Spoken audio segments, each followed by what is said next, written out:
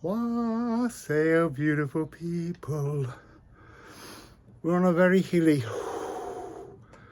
stroll to Alexandra Park and Little Raw Gill, hopefully.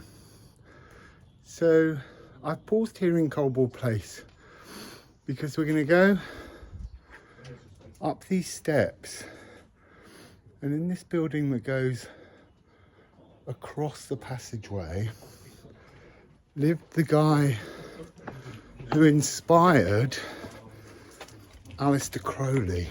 He was called Rollo Ahmed, and he used to perform ceremonies with up to 30 people in this space. So here we go. This is the area over the top, and the door in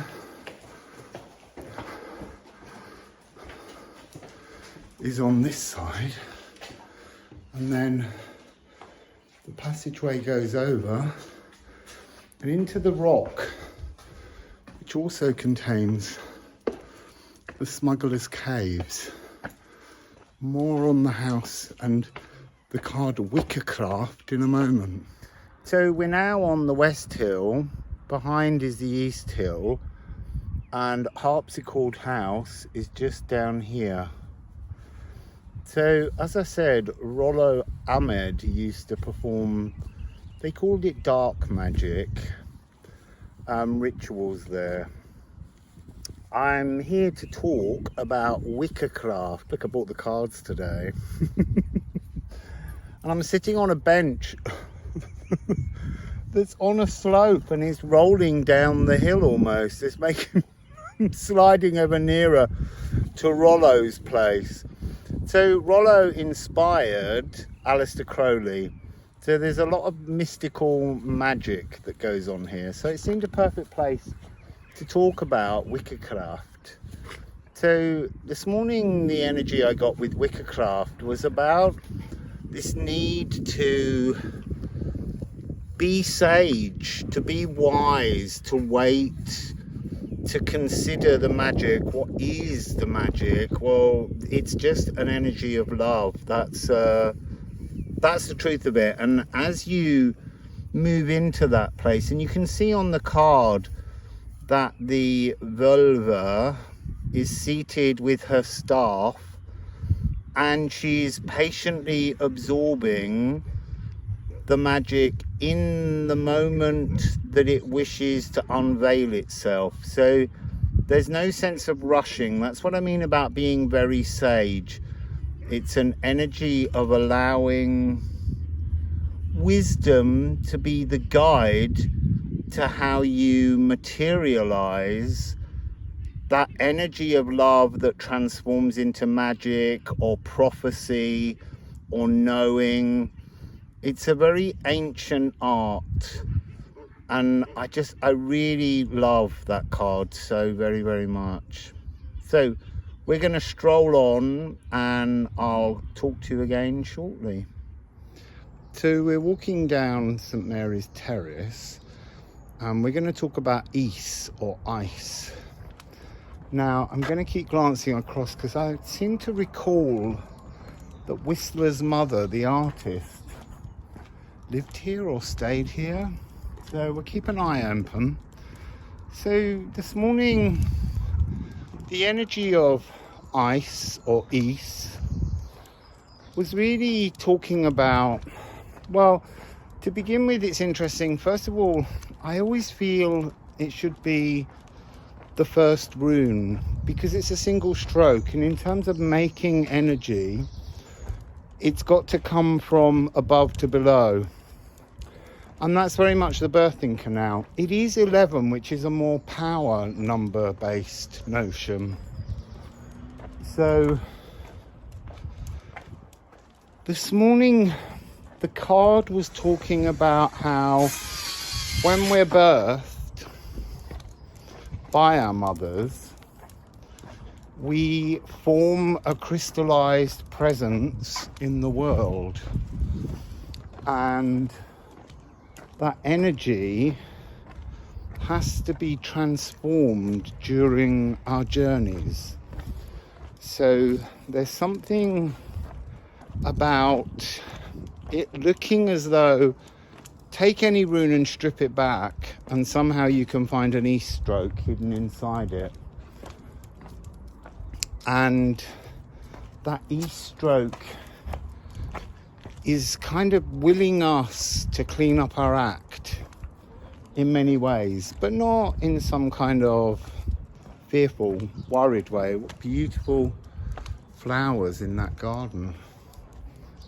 I may have missed Whistler's mother's house, but that's an energy too of standing in our own independence. So the cards came through with a message that a very great time for cleaning up our energies is during eclipse tunnels. There's like a greater opportunity, and that was fascinating because the last eclipse tunnel was very much about taking ourselves outside our body, withdrawing that energy of the birthright that brought us into the world, a bit noisy here, and transforming it. And so it doesn't mean you can only do it then, but it's a great time to be triggered, because eclipse tunnels are a moment out of time in time, but out of time in time. And also they have a kind of overspill to the next eclipse tunnel 6 months later. So they give you the opportunity to work again. Oh, is that it there? Yeah, Whistler's mother lived here, 1876 to 1881. So this is a very high terrace on the edge of the hillside. I'll just show you. There's a view down into yet more greenery and beautiful valley. So yes, the east, cleaning up our act, transforming ourselves. It's almost like smoothing out the edges, sanding things down, planing off the bits you don't need from throughout your life, so that you can be birthed anew. Also, there is this energy of the lock on the door, pulling out the key, leaving behind all the previous codes and being in a new energy so that you can fit yourself consciously into a new lock. So I've just found a small alleyway called Grey Owl's Reach. Now, Grey Owl was a Canadian indigenous chap who travelled around talking about how to preserve the habitats of beavers and other creatures, and he was a big hit at the Royal Variety Show, and Princesses Elizabeth and Margaret insisted that he talk for longer. And then when he came here to Hastings to do a talk at the White Rock Theatre, somebody said that he was a fraud because they remembered going to school with him here in Hastings. But it's an interesting energy because we can learn to be what we wish to be. So although you may call it fraudulent, that's a habit that people around us have for not allowing our growth to box us in. And when we transform, there is that sense of people having to work out who you are again, and that slightly annoys people. But also it's a reminder to other people that you went out and actioned change and transformation when they've often stayed very static. So the runes, I had a plan, and the plan is there is no plan, and I forgot that. So I turned up here, sat down on this bench, and I was going to do the next rune, and they were like, you have to do this one. So I haven't really channeled anything this morning about this card, but I thought, since I'm among the blossoms, I thought I would read the poem for this one. So germinate, form and pause. Create a potential blueprint for a new activity to actively unfold, but not just yet. Early magic. Create, germinate and pause. Wait. There is a timing, divine conditions that are required to allow a bud to burst open and show its perfect, beautiful purpose, to call out a petaled shout and attract life to its moment in the sun, scented and colour saturated. It's really the energy of understanding that spring comes when it comes, in its moment, when the conditions are right. And we have within us all the codes for our own springtime frequency, but we have to sometimes be patient. And it's that energy of impatience, and I've been the most impatient bugger my whole life, being very cardinal in my energies. And yet I've learned to just chill into whatever moment flows around me. So, newer, knowing that you have all the coding for the future magic, the early magic, the beginning of a new journey, and just chilling into that frequency. So, here are some beautiful blossoms.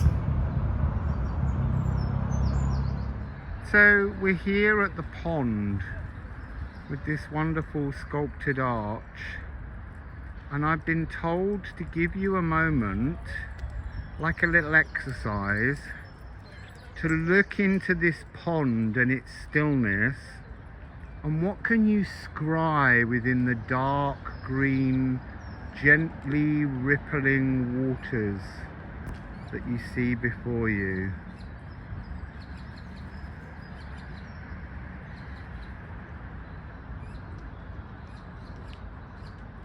You might want to pause it. Look at this blousy beauty.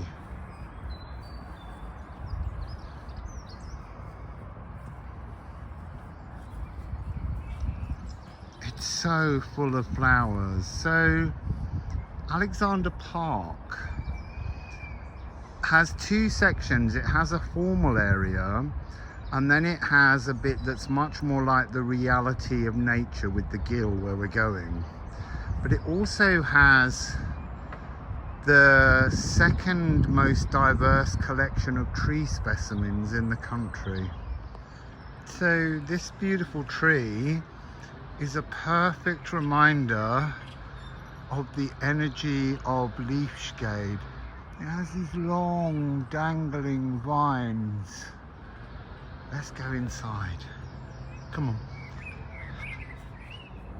So this is a wonderful tree that has long vines, but it goes up a very long way. They always remind me somehow of Tarzan, but this is a space. This is a leafshade. This is a place of great comfort. Somewhere that you can sit and meditate. And actually, Mazzy brought me here. He used to be a favourite space of mine. So I was just looking at Mazzy, having a little moment round there. She's enjoying herself in the park, as am I. My parents lived on the edge of this park, so it's a place I'm very, very familiar with, and I used to walk my dogs here. And yet those memories bring me comfort. They don't hurt, because everything is flowing in a divine frequency. So don't ask me what this tree is called, because you may, if you go back a very long way in my videos, I used to post from here quite regularly, and the trees always said, we're a tree, stop attaching labels. So labels are barriers, labels are blockages, and the tree said, if you want to know what I am, watch me all year, watch my seasonal transformations. Another incredible blossom tree. Wow, bush. Blossoms, just springtime bursting out all over the place. Absolutely glorious. So this tree has always fascinated me. It's a chestnut tree. I'm not sure if it's a sweet chestnut or a horse chestnut, but it has a change in its appearance. It grows these very creamy white leaves in amongst it, as well as the green. And actually, if you look to the top, it goes all the way up. It's the most incredible example of being different and celebrating difference, and it's nature showing us that that's very integral to existence. It's beautiful. This is another favorite tree of mine. It's a handkerchief tree, but for some reason it's only growing small handkerchiefs at the very top. Doesn't have very much growth. We'll just walk over here and have a look at these in slightly better detail. But they're absolutely tinier, and they're leaves that colour white, and inside them they have this wonderful bauble of flower stamen attracting, but they're usually enormous. They're actually quite small. I guess the message, they're a little bit like doves as well. They're very, very beautiful, but we can't always bloom perfectly at all times. Sometimes we have a little less energy to be our true selves. This is where the wild garlic grows, all inside here and right the way round, and currently it's in flower. You can eat the leaves and the flowers, and you can make a fantastic pesto with ground hazelnuts, lime juice and olive oil. It's absolutely delicious. It's one of the first things I did when I got back here. So I do know what these magnificent trees are, but I'm not going to say their name. But they're an endangered species in London now, because of all the concrete and tarmac of roads. Their roots are choking, and they just really wish to break free from the concrete of the streets. I'm wandering along here because the bird song's beautiful.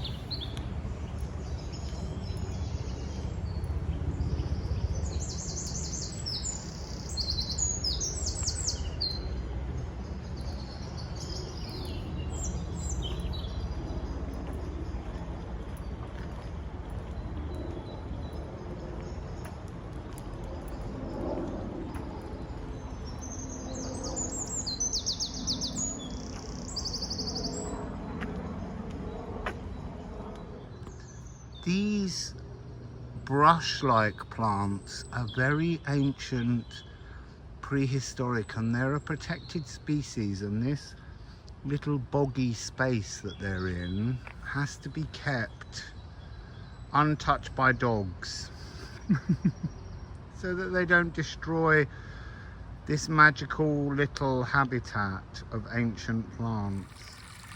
This is a chalybeate well.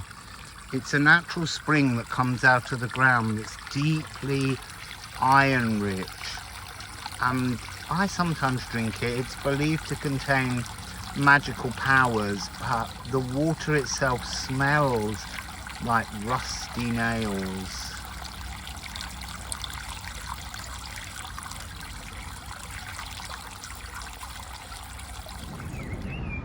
The mystical 13th rune, U. Yo. So this is a little area in the Pinetum full of very, very old yew trees. Now, yew trees can live up to 9,000 years. And it fascinates me because when the inside dies, they can send up a new shoot inside the hollow and plump it back out to keep being alive. There's quite a few of them here, and they are absolutely gorgeous. Let's just walk around the edge and see if we can see. This is their new growth, and they have red berries. They deal a lot with, they were once used for blood pressure medication, but they can be quite poisonous. Also, when they are blooming and blossoming, they have an hallucinogenic quality to them. So we've reached Old Raw Gill and Coronation Wood, which is a local nature reserve.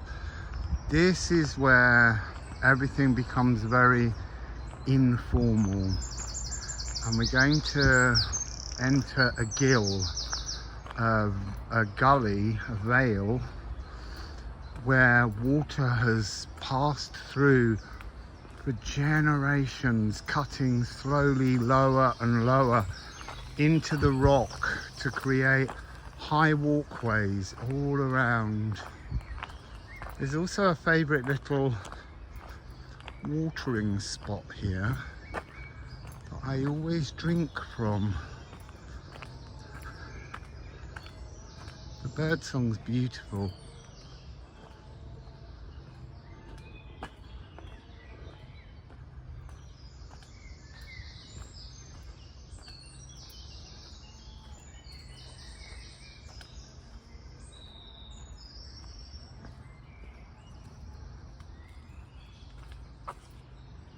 Interesting. The water that has trickled here for generations has vanished. Nothing is forever. Just up here, the access is closed, and it did say further back down that the access is closed. But I'm sure with my determination to get you to the gill, I can find another way higher up to get us around there. It's like an adventure. With determination to action something, you can make it happen. I love these walls of fern and moss and the bird song.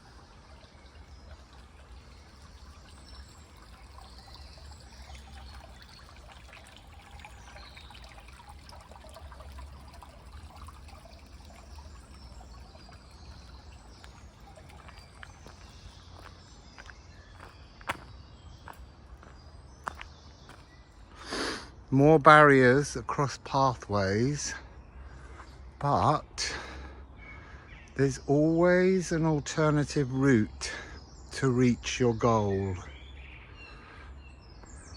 So that very narrow path through, look at these lovely chestnut blossoms, was thick with brambles and thorns, but at the top here, a very treasured moment. This is a holly flowering. It's a very rare thing. I'm not sure I've ever been privileged to see a holly flower. So it just goes to show you that sometimes detours are divine.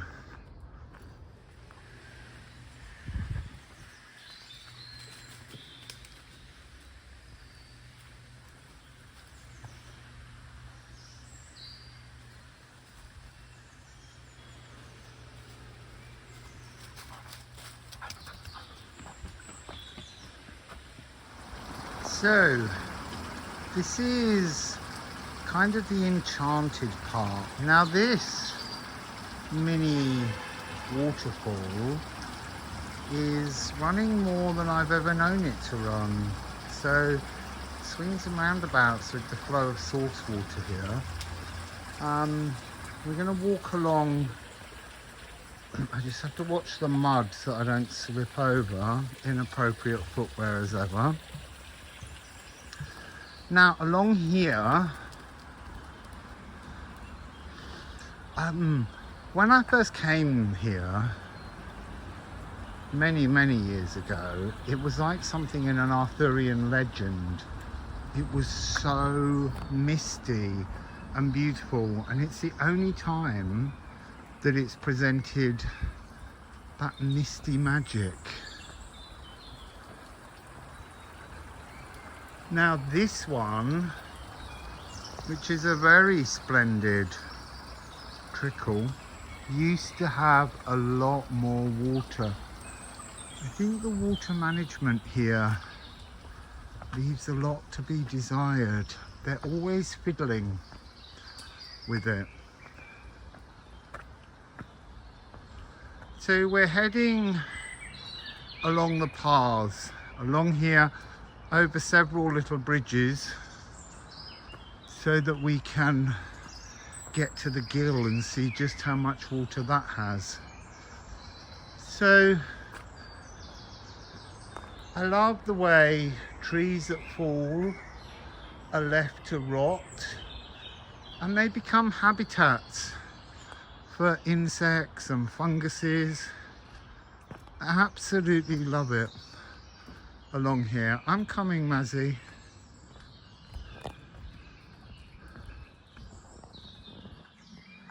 It's getting quite muddy. So this one is running a lot more. Mazzy's gone mud crazy. She's flicking mud all over me. Whoops.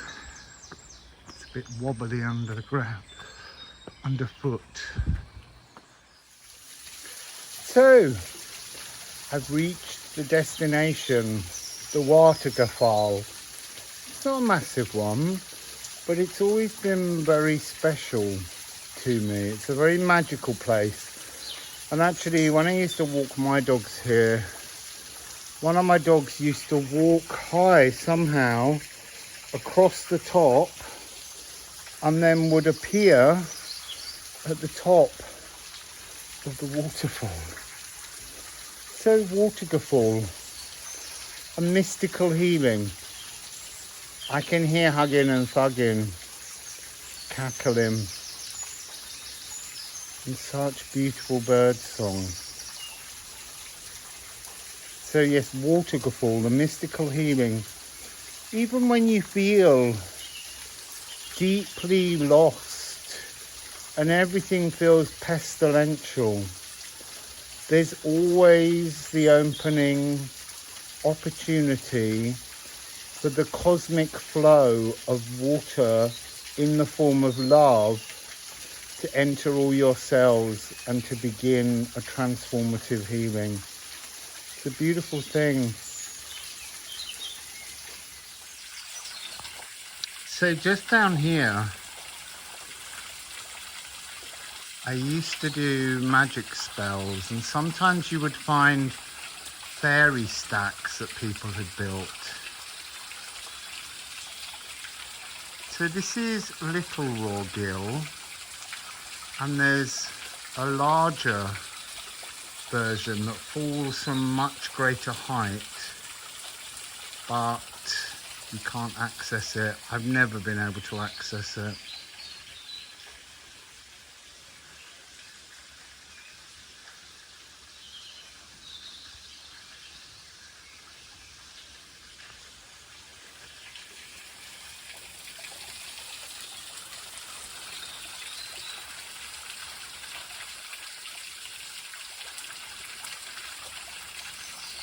So, to end my little journey, I need to drink a little of the magical water.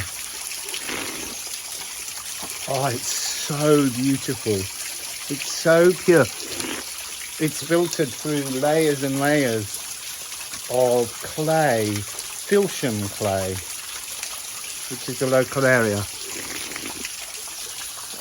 So, Little Raw Gill, just to tie in very neatly with where we began. Wickercraft, the elder, person or tree. This is an elder tree, and look, it's just reaching its time for the elder flowers to come out, and then I can make some elder flower cordial. Yum yum. This is Hebe. I know I shouldn't really name it, but this plant, it's on the turn now, but it smells like honey. It's absolutely gorgeous. It's a pair of cheeky little red plants nuzzling each other here. Gorgeous colour. So I'm ending today's Sisyphean feat of walking around all the hills of Hastings. It's killed my thighs by showing you this house in which George MacDonald lived. He was a Victorian writer who wrote some of the earliest interdimensional fairy stories. And he wrote one in particular that was called Lilith. When I tried to read it, it bent my head. I had to stop reading it, but I might go back. Anyway, hope you enjoyed today's trip. Wassail.